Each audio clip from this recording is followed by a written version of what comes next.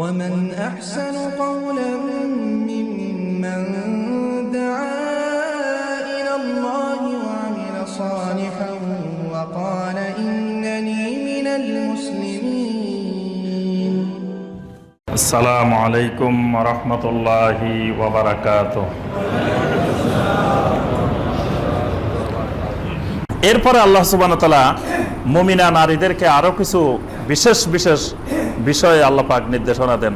ওয়াকারনা ফি বুয়ুতিকুন্না ওয়ালা তাবাররাজনা তাবাররুজাল জাহিলিয়াতিল উলা। হে মুমিন নারীরা, ওয়াকারনা ফি বুয়ুতিকুন্না, তোমরা তোমাদের ঘরের মধ্যে অবস্থান করো। কোথায় অবস্থান করবা? নারীকে আল্লাহ সুবহানাহু ওয়া তাআলা নিজেই নির্দেশ দিচ্ছেন, যে আল্লাহ নারীকে সৃষ্টি করেছেন। বলছেন, নারী তোমাকে আমি মূলত সৃষ্টি করেছি ফি বুয়ুতিকুন্না, ঘরের জন্য সৃষ্টি করেছি। নারীর যাবতীয় ফিতরাত আল্লাহ পাক ঘরকে কেন্দ্র করে সৃষ্টি করেছেন। নারীকে ঘরের বাহিরে মার্কেটের জন্য সৃষ্টি করা হয় নাই, অফিস আদালতের জন্য সৃষ্টি করা হয় নাই, অন্যান্য জায়গার উপযোগী করে সৃষ্টি করা হয় নাই। তবে নারীর ওইসব ক্ষেত্রে শালীনতা রক্ষা করে, হেজাব রক্ষা করে চাকরি করা হারাম না, শর্ত সাপেক্ষে জায়েজ।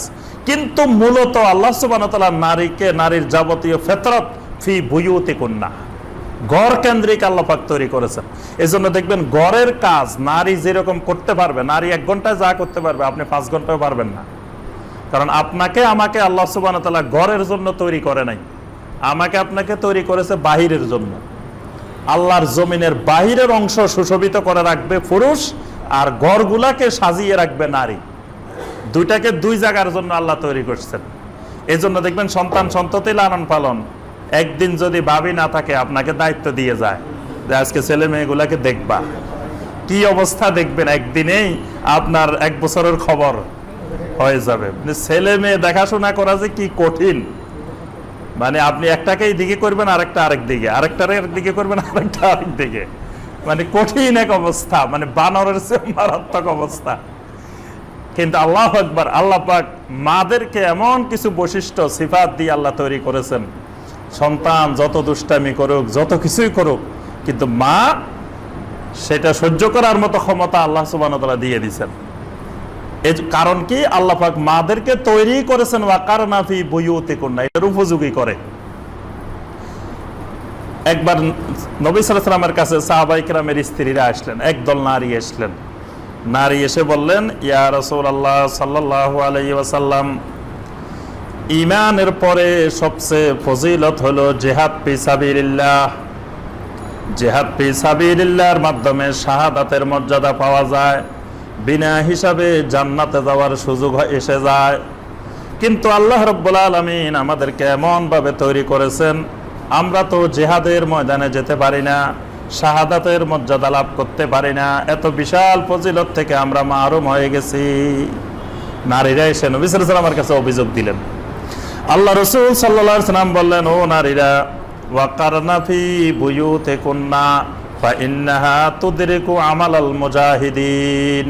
ও নারীরা, তোমাদের জন্য জিহাদের ময়দান হলো তোমাদের ঘর, আর ঘরের মধ্যে যে নারী থাকবে সেই নারী জিহাদ ফি সাবিলিল্লাহর মর্যাদা লাভ করবে।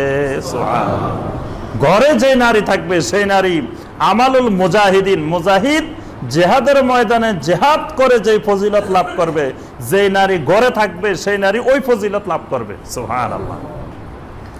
আল্লাহ রাসূল সাল্লাল্লাহু আলাইহি ওয়াসাল্লাম বলেন, নারী তোমার মুজাহিদ, তোমার জিহাদের ময়দান ঘর। ওয়াকারনা ফি বুয়ুতিকুন্না, আর ঘরে থাকলেই তুমি মুজাহিদিনের ফজিলত আল্লাহ তোমাকে দিবেন। তাহলে ঘরে অবস্থান করাটাই নারীর জন্য জিহাদ ফি সাবিলিল্লাহর ফজিলত। কারণ কি? এখন স্বামী জিহাদের ময়দানে গেছে, মুফাসসিরিনে কেরাম ব্যাখ্যা করেছেন, স্বামী গেছে জিহাদের ময়দানে, স্বামী চিন্তা করে আমি যে জিহাদের ময়দানে আসছি, আমার স্ত্রী আবার কার সাথে চলে যায়। এই চিন্তা যদি স্বামীর ওখানে থাকে যে আমি যে জিহাদের ময়দানে আসলাম, আমার স্ত্রী কার সাথে গল্প করতেছে, কোথায় চলে গেল, এই চিন্তা যদি থাকে, তো ওই স্বামী কি জিহাদের ময়দানে জিহাদ করতে পারবে? কিন্তু স্বামী যদি নিশ্চিন্তে থাকে, আমি যদি 1 বছরও জিহাদ করি, আমার স্ত্রী আলহামদুলিল্লাহ ঘরের মধ্যে সুন্দরভাবে আমার ছেলে মেয়েদেরকে দেখাশোনা করবে, আমার পরিবারে কোনো সমস্যা হবে না, তাহলে এই আল্লাহর বান্দা বাহিরে দাওয়াতের কাজ, তাবলীগের কাজ, তারপরে জিহাদের কাজ, সব কাজ সুন্দরভাবে আঞ্জাম দিতে পারবে। এই জন্যই আল্লাহ রসুল বলছেন নারীর জিহাদের ময়দান হলো ঘরে।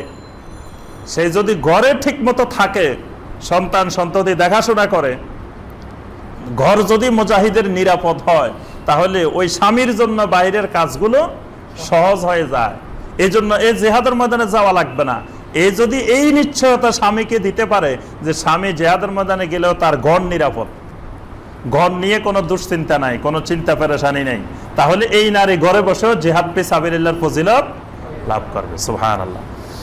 আয়েশা রাদিয়াল্লাহু তাআলা আনহা যখন এই আয়াতে কারিমাটা তেলাওয়াত করতেন, সূরা আল আহজাবের 33 নম্বর আয়াত যখন তেলাওয়াত করতেন, এমন কান্নাকাটি করতেন, আয়েশা রাদিয়াল্লাহু তাআলা আনহার ওড়না ভিজে যেত, চোখের পানিতে ওড়না ভিজে যেত।